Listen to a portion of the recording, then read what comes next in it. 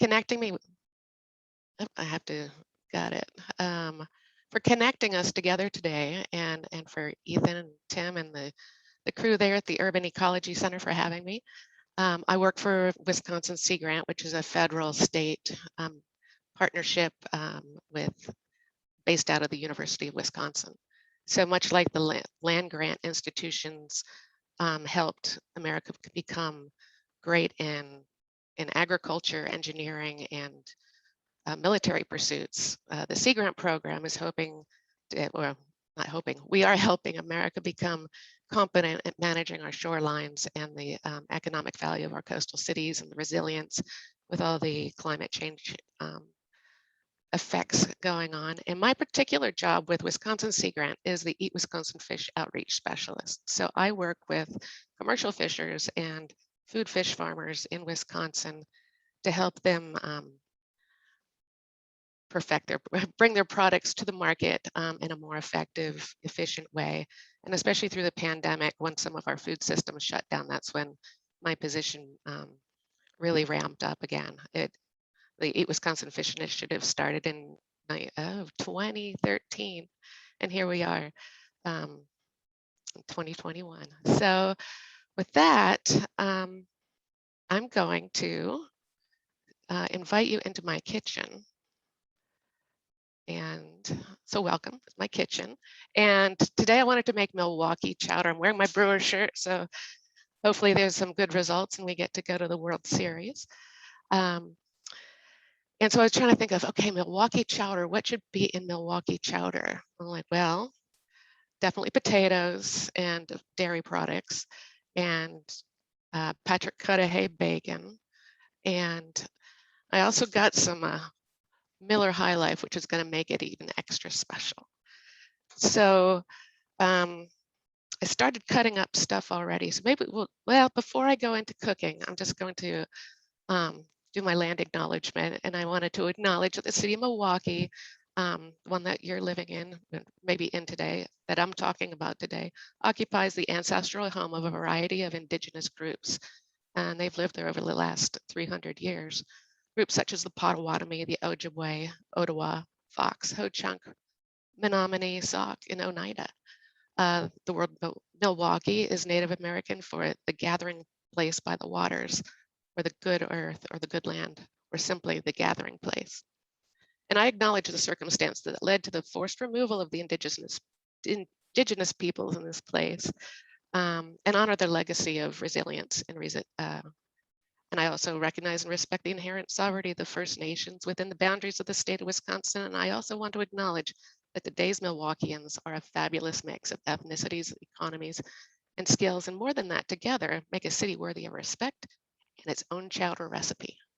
So today I'm working with Lake Whitefish, which is the most caught species out of Lake Michigan. And the fisheries there are mainly up in the Door County area. The closest fisheries to you is there's two fishermen who work out of Sheboygan. So if you were looking for Lake Whitefish, there's Schwartz's Fish Market up in Sheboygan, and you can also get it through Empire Fish and the St. Paul Seafood Company there in Milwaukee. Hey, Sharon. Yeah. We had a quick question. Sure. Folks are wondering if they should take notes for the recipe, or will you be able to share the recipe after and we can email it to everyone? I will share the recipe next week. I was in my grand scheme of things, it would be online already, but it's not. I'll put it up next week on the Eat Wisconsin Fish website. Great, so I thank sent 3 links, and one is the Eat Wisconsin Fish website. Oh, perfect. And once the recipe's up, I'll email you guys, and then you can send it out to the people today. Great. Yeah. Thank you. So I'm going to talk while I'm cutting up stuff. I'm going to move back a little bit so you can see what I'm doing. First, I'm going to make a quick roux, they call it, and that'll be for thickening. And so it's a 1 part olive oil to roughly 1.25 parts flour. So I'm just going to, and the wonderful thing about chowder, it's like pizza, you know, you can just throw everything you've got at it. That's why No, I might put a recipe up. Feel free to add, subtract, and make it your own. So I'm just going to put a little oil in there, get our flour out. So chowder is really an interesting thing. It came over from Europe, and it was they used to serve it on ships off of New England, hence like the New England chowder. It's a derivative of chowder or chowder in French, and when the story goes is, well, one of the legends goes that a ship grounded off the coast of Newfoundland, and this is what they started making, is this fish chowder. And so there's three main kinds of chowder. The one that we are kind of derivative of today is, I need a spoon, sorry, is New England clam chowder. So that's the creamy based chowder that you might be familiar with if you eat clam chowder. And that there's also Manhattan chowder, and that is a tomato base. And then there is the Maryland, no, sorry, it's too high. I have my stuff too high. Rhode Island clam chowder, which just uses clam juice. So we have a roux going on, and it's gotten to its place fast. And now we're adding a cup of milk and a cup of half and half. Ta-da. And I have some chicken stock that I had in the freezer that I'm going to add a cup of the chicken stock to. There we go. Ta-da. So you can put any fish in chowder. And today I'm going to, like I said, whitefish, but I also have leftovers from last night. So I ate a lot of fish. I have smoked whitefish and then hot smoked whitefish and then cold smoked rainbow trout. And this rainbow trout came from Plymouth Springs Fish Company, which is also a place that you can get their products in Milwaukee. So I thought that was kind of fun. And smoked fish adds just this great variety and taste to your fish dish. So I'm going to put my leftover smoked fish in here. I'm going to have to cut my cold smoke. It's an interesting process. So hot smoked fish, I'll show you how that looks, normally comes in these chunks. You might see it at the market. It looks kind of like hot smoked fish, like that. It smells smoky with the wood smoke. Cold smoke is really just smoked with the fumes of the smoke, so it doesn't get the same texture or flavor, but it is smoked. And so this is the part. This is one of the fillets from Plymouth Springs Fish Company that I'm using. When you're cooking with fish, always use a separate cutting board and knife for the fish versus, like, say, the vegetable products. So you see, I just put the smoked fish in there. I have my fish cutting board here, and I also have my vegetable cutting board over on this side. Ta-da. So we're just going to throw all this stuff in here. So I'm going to go circle back to the contaminant question. So I'm putting about 2 cups potatoes in, about half a cup of celery, but I think I'm going to put more celery in. But first, I'm going to put the rest of the fish in. So the contaminant question is an interesting one. And I would encourage people to look to government websites and academic websites when you're doing your research on these things. Or I use Google Scholar to find out a lot of the information for my job in fisheries. And if you're really interested in the emerging contaminant situation, we have an expert at Wisconsin Sea Grant who was hired just this last year. His name's Gavin. And I would encourage you to invite him on the show too if you want to learn more about the contaminants in Wisconsin waters. And his specialty is PFAS. So I'm going to defer to him on that, but it is a good question. Cycling back to what I know about eating fish and the contaminants in fish, the only problems I've really heard of are mercury, and even those are few and far between. The most recent I know of, there was a fisherman who worked on a tuna boat out of China, and he ate tuna twice a day for 2 years, and he did develop a mercury problem, and they were able to treat him and get him back to normal. The other person I know of is in Canada, and he ate northern pike pretty much every day in a subsistence type of way. And he also got mercury poisoning, but he was able to be treated and restored to health. So anyways, it's interesting. Again, people are eating top predators to get top predators almost every day to develop that much mercury in their system.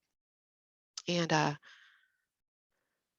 there's another study I read that the benefits of, like, if 100,000 people were eating fish, it might cause problems or in 24 versus 7,000 who would live longer and not have heart attacks and strokes. And that's one of the things of the omega-3 fatty acids, which is one of the great qualities of fish, helps reduce heart disease and the risk of heart attacks and strokes. So that being said, omega-3 fatty acids are also great for kids and developing fetuses, but I would follow the fish consumption advisories that the DNR puts out. So if they say, safe to eat two meals a week, might be like, okay, I can do that of this particular fish. The fish in Milwaukee that you should never eat are carp. They are on the do not eat list for the DNR because of their contaminant load. They eat food off the bottom.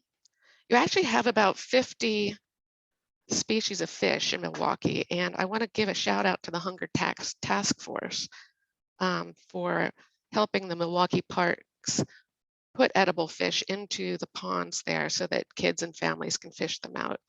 So there's actually a robust fishing community in Milwaukee, and a lot of people, like serious anglers, go for steelhead, which are rainbow trout that run into the Lake Michigan, and brown trout. But there's also a lot of panfish that are put in the parks by the Hunger Task Force, including rainbow trout and perch. So it's kind of fun, and they host clinics with the Wisconsin DNR to help people find these fish and get kids interested in fishing. And then when I was talking about the Milwaukee ethnic diversity, it was interesting. There was a study done, and it's called the Milwaukee Angler Project, and I'll ask Ethan to share the link with you that I put in there or gave him earlier. So the project was looking at the potential contaminant consumption of people in Milwaukee, and they compared two groups: the people with angling licenses, and then the Burmese population of immigrants. And they found that, although most anglers knew of the fishing consumption advisories, it's like 60% of the people did not follow them, did not adhere to them. They didn't care. They just ate fish because they like fish. And in the Burmese population, almost nobody knew of the fish consumption advisory, so therefore they didn't know to follow them. So because of this study, the Parks Department and the city of Milwaukee, translated some of the information to so that the Burmese people could read it and understand it, because a lot of immigrants like the Hmong and Burmese fish as a way of living. It's part of their lifestyle, and it's a good way to be outside and a good way to get protein in an otherwise kind of expensive world. So at this point, I'm going to ask, are there any questions out there that you guys have? I'm going to continue cutting the fish up. I'm just amazed that you can cook, talk, and be recorded all at the same time. And I mean, I'm so impressed. It's amazing. It's a madness. Well, I didn't want, hope I'm not boring. I don't want to be boring God, and just chop vegetables. Okay. I love it. Yes. So interestingly, I live in Duluth, but I will be going to Milwaukee today. And so I'm not even going to eat this chowder, but my mom, who's 83, lives close, and I'm going to drop this chowder off for her. And she's very excited because she loves when I cook fish for her. And We do have a question. We're wondering if, are you simmering the ingredients in your pot? I am. Good question. As I'm throwing more stuff in there, there is a, I don't know if you can see the flame under there. There's a just a low simmer. Yes. I should stir it once in a while. So yeah, it'll be cooking the potato. The potatoes are the thing that takes the longest to cook. The fish cooks really fast. And as I was telling Ethan and Tim and Maggie before we got on, I managed to get fish that have the pin bones in them. So I'm working on getting the pin bones out too. And I can explain that in a moment. But first I'm gonna put my cut of hay bacon in. Sweet applewood. I'm gonna put about 3 strips in there, crumble it up. I cooked this yesterday. Just to get a head start on stuff. So I'm gonna pinch that out, and that just adds a nice flavor to almost any soup. I have a mean wild rice soup that I do too that requires a bit of bacon. But anyway, I wanted to go back to talk about some of the fish in Milwaukee because you have some interesting fish there. So there's, of course, the edible ones that people catch, the ones that you buy at the store. But there's a whole bunch of other fish, the little ones like the minnows and shiners and darters. And then there's introduced species that we don't care for as much, like the round goby and sea lampreys. I mean, I'm sure you've heard about some of the species in Lake Michigan that are causing problems with the native fisheries there. There's also parasitic ones. And so, of course, there's the invasive sea lamprey, but there's also the silver lamprey, which is a native lamprey, and they're little and skinny. And sometimes when you're fishing, you can pull them up on a fish too. But the ones that we really are trying to control in the Great Lakes are the sea lamprey. So there's native lamprey, which a lot of people don't know. And I like to call them sticks in the muds because for most of their lives, they're just a little mouth that sticks out of the mud and they filter feed.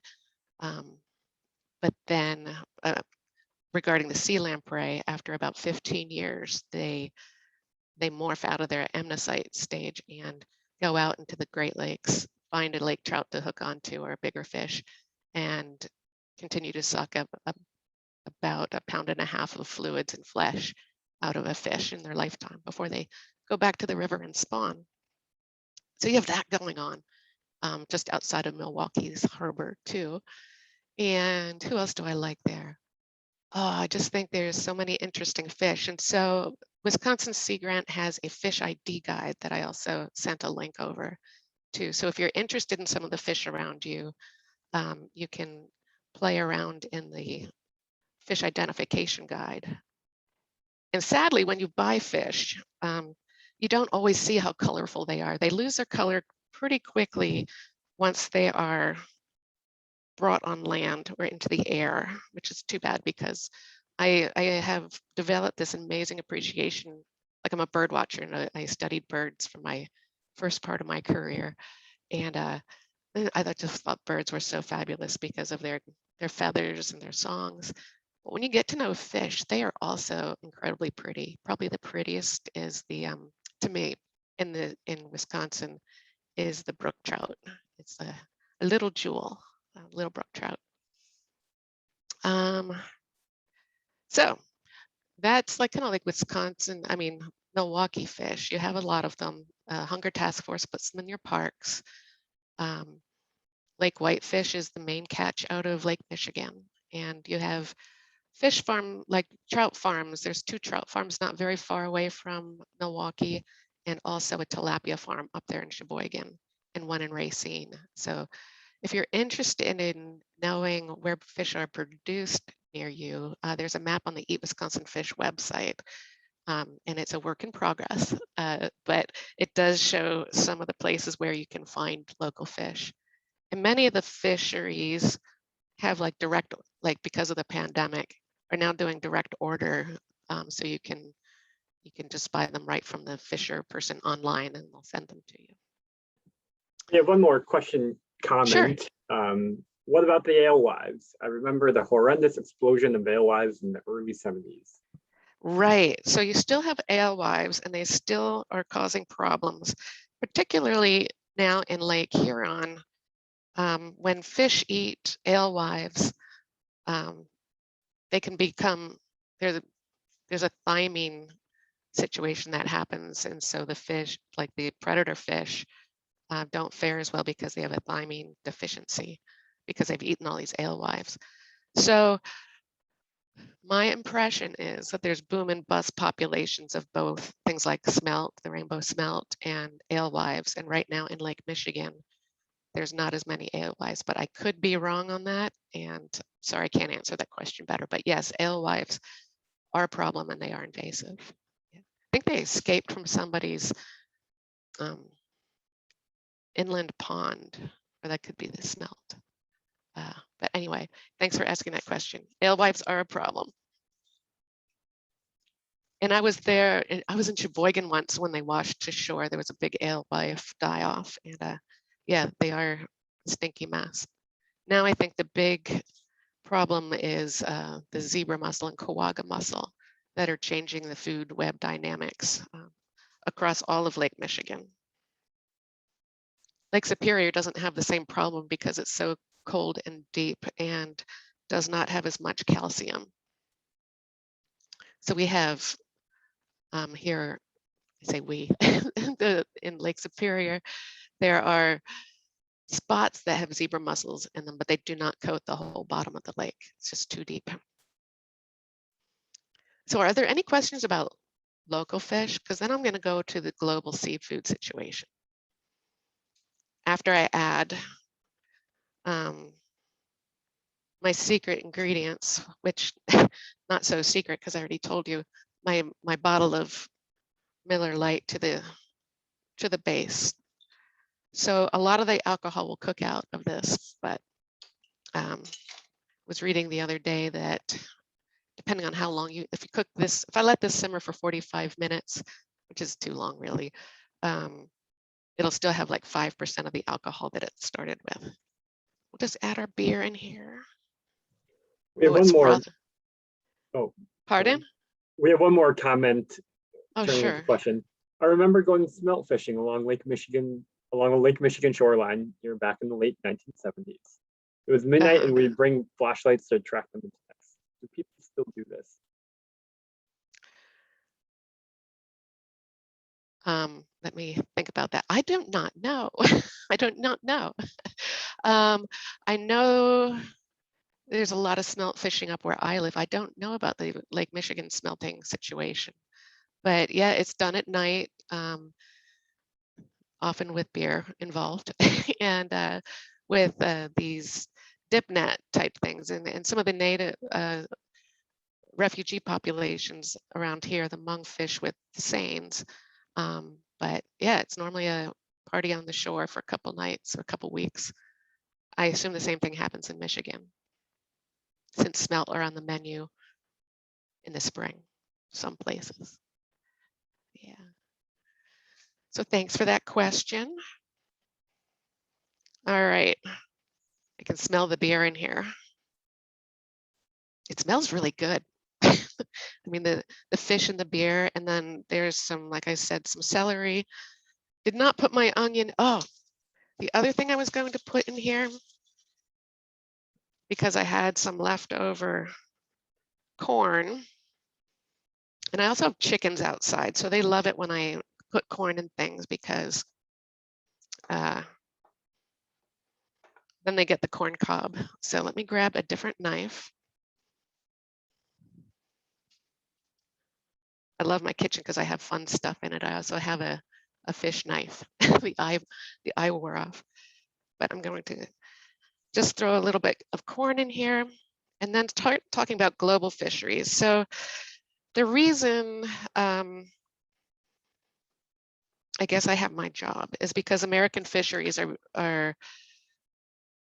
or I should say it this way, that about 90% of our seafood is imported from other places. You might be familiar with Atlantic salmon from Chile, let's say, or shrimp that comes from Thailand. And the U.S. government is hoping to change that story, and so they're funding a lot of aquaculture research right now. And personally, I'm getting involved with a young fisherman's apprenticeship program. So there's the graying of the fleet, including in the Great Lakes, but all around America's coast. And so the question that some of the commercial fishers have is, where's the next generation of fishers coming from? And how do we train them to succeed in a global market? American fishing rules are so much stricter than, say, like in China and some of the other places in the world, which is why I guess the United States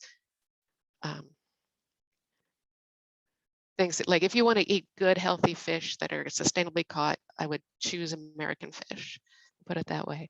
And it's interesting, I read a study about some of the fishing practices in other countries, and what was it, like around 70%, I think, of the people interviewed in Thailand were either conscripted into the fishing business or the fishing slaves. They were enslaved into the culture of fishing there.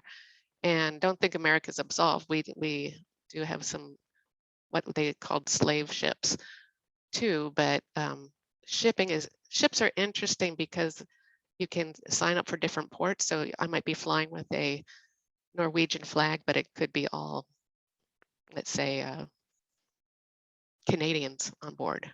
So anyway, the fishing industry is fascinating, and there are fish that are sustainably caught, and there are fish that are not sustainably caught, and same with land-based aquaculture situations. So aquaculture is where you're raising fish on farms, and here in Wisconsin, there are so many rules that govern, the effluent that you can put out and the quality of the fish.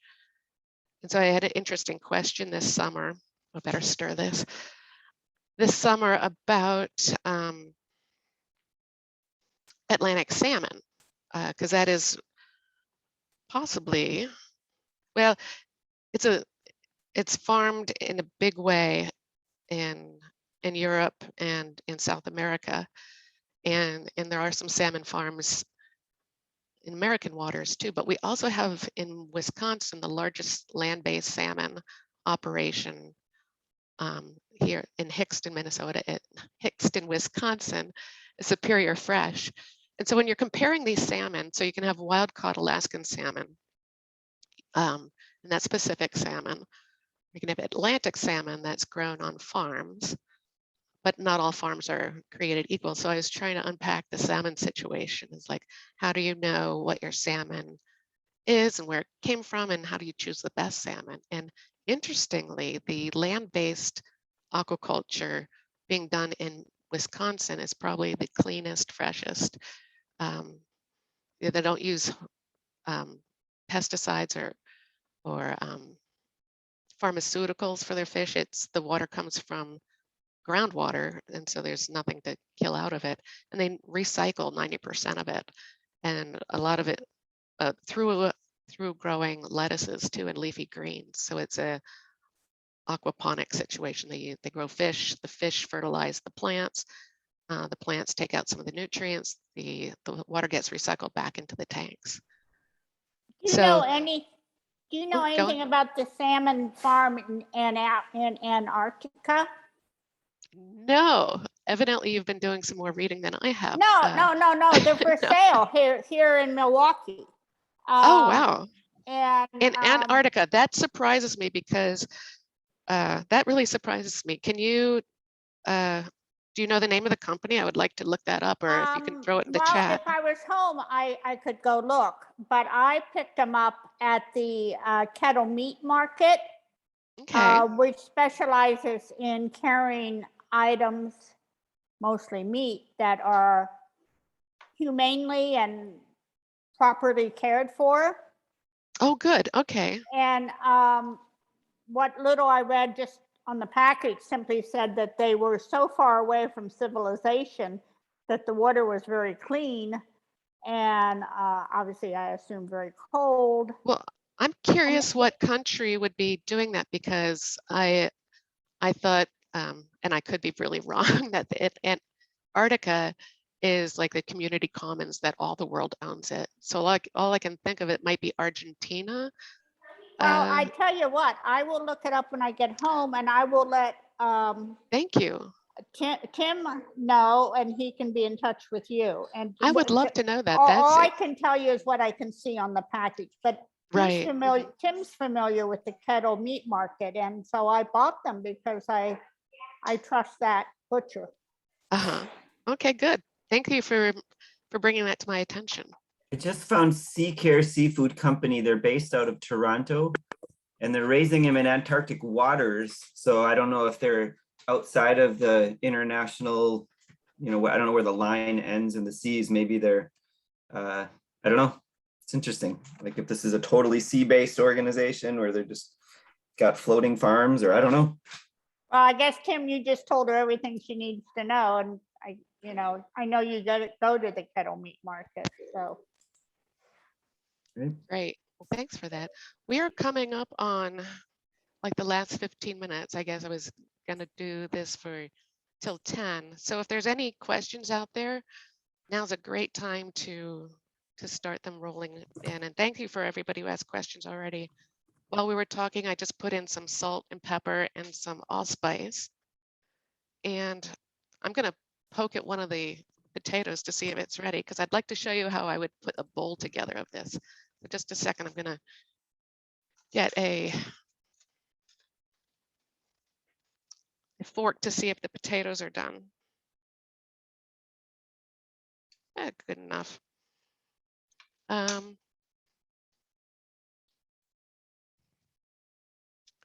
happy to be able to cook lunch and entertain you at the same time. Great thing about chowders, I'll go back to chowders, is that if you're dealing with people who don't really care for a fishy taste with their fish, the milk and cream kind of moderate that kind of fishy flavor. So didn't get all the bones out, evidently. There was one. But here's how my Milwaukee chowder Oh, looks. that's gorgeous. Yeah, it's gonna be great. But that's before I put the cheese on, because we're talking about Wisconsin, and I promised our friends at the Eat Wisconsin Cheese that it would include cheese. So my block of cheddar, and I will just put some of the cheddar on there.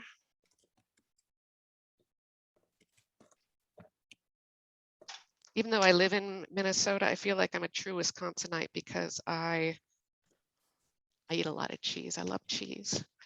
So we put that on, a few chives, decoration. And I also like basil, so sprinkle basil around the side. And it couldn't be chowder without oyster crackers. So I'm gonna pop a few of those in.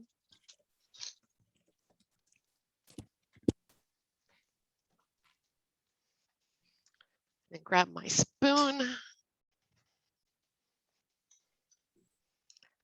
So now I'm ready to watch the Brewers game later, right? Oh, I have love it. my bowl of chowder. Thank you for the applause. That's fantastic. Yeah, well, I hope that it's been fun. I know this has been a really kind of different presentation for everybody, but I sure enjoyed talking to you.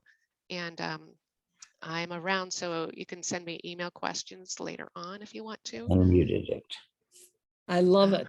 This is wonderful. Good. I was wondering, you had a study that you talked about with the Hmong and the fishermen in Milwaukee area. And but I didn't catch the conclusion of that study. That's Oh, okay. Well, it's of course, like many things, a study in progress. So it's going to be a two-parter. And so that should be in the chat. I've not been following the chat, but it was one of the links I sent, the Milwaukee Angler Project. And you can read the report yourself because I've sent the link. The conclusion was that, you know, people are not following the fishing regulations pretty much. okay. I thought No, they're following the fishing regulations, but specifically people who speak a different language need more access to be able to understand the fishing consumption advisories. And I don't know if there's much you can do to help people who already know that they exist and choose not to follow them. so they didn't find that they had higher mercury or anything like that. That's the second part of the study. So this first part was the social science part. Is like they did a survey, but then, you know, to get the contaminant loads, either people have to give parts of their hair or blood samples, so that that puts another barrier up for some people of how much they want to participate. But I think that part of the study, so the study I mentioned just came out 2021, but I said, I expect I'm going to turn this off because it's like a blob throwing. I want to show you what's happened. I think the beer is starting to to blob up. Yeah, so the second part of the study will be probably coming out within the next year or two, and that will have the contaminant loads of the different peoples. I want to second what Robin said. I don't know how you can do this because I can't even have a 3-year-old around when I'm cooking. Let alone a whole bunch of people. It's Well, I feel like it's fun. It's kind of like I have friends in the kitchen. We're just talking about okay. chowder and fish, and that's what I love to talk about. So, but thank you. Yeah, I don't know if I'm a good multitasker, but I multitask. I have the same feeling, but I have a question for you about raw fish. This past summer, a friend of mine and I made ceviche, and we made it with a halibut that she had gotten from a company that she trusts. And my question to you is, you know, what kind of source would be an appropriate source to trust if you're going to make something with raw fish? Now, and it's not clear to me what the chemical changes are that happen when you make ceviche. It was very easy. You just put it in lime juice and it quote cooks. I mean, that's the term that the recipes use, but I don't know what kind of chemical changes take place. So I don't know what kind of danger there might be or not when you're making ceviche. Do you have any idea? Do you know anything about this? I do. I do. So the danger in eating raw fish is parasites, right? You can get, especially if you're eating freshwater fish, they can come with intestinal parasites that humans can have, and there have been cases of that happening. So if you're going to use freshwater fish, you need to freeze them, like hard freeze them for at least 24 hours, and then you can make ceviche or sushi out of them. Some of the farm-raised fish in Wisconsin, like those that are in recirculating aquaculture systems where the water is recirculated around and around, like the salmon from Superior Fresh, are considered sushi grade because they've never been exposed to, you know, freshwater parasites in the world, out in the world, out in the wild. Seafood like halibut, that should be fine. and typically doesn't come with parasites that will affect humans. Great, Same with a lot of the ocean caught fish. great. Thanks. That's very helpful. I think We there also was had one- another. Oh. Oh, go ahead. Go ahead. I was gonna say, I think I see one more question in the chat. If you've ever done a chowder without dairy or gluten. Oh, I was wondering if anybody was going to be gluten intolerant or dairy intolerant. And I love Manhattan clam chowder too. So I've not made that with freshwater fish, but there's no reason why you couldn't. And so Manhattan clam chowder is that tomato-based kind of recipe. So you wouldn't need the flour or any dairy. So I'd look up some Manhattan chowder recipes. There was a question in the chat about orange roughy, and I just did a quick search on that. And apparently the three big concerns with orange roughy are first of all, that they didn't realize it was a long-lived, slow-growing fish, and they were using fishing methods that they use for the faster-growing fish. And so the populations collapsed. And then also the trawling methods were really hard on the ocean floor. And then because they're so long-lived, they also accumulate mercury. So those were the three reasons that the article gave about why orange roughy is not sustainable right now.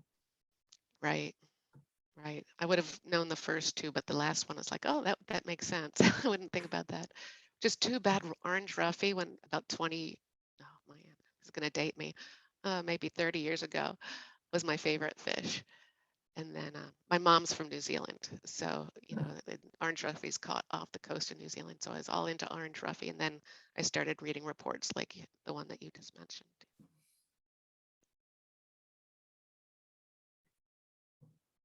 All right.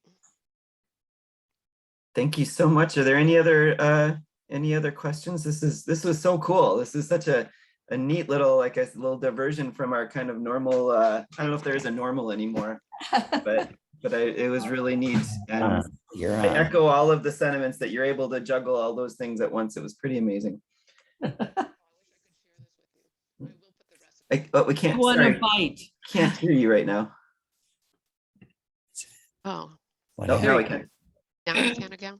Maybe I hit my microphone off. Anyway, I'm sorry I can't share this with you. It's pretty awesome, but I will put the recipe up next week. Excellent. And I hope to hear that you're making it and feeding it to your families. Absolutely. I will. Thank you. And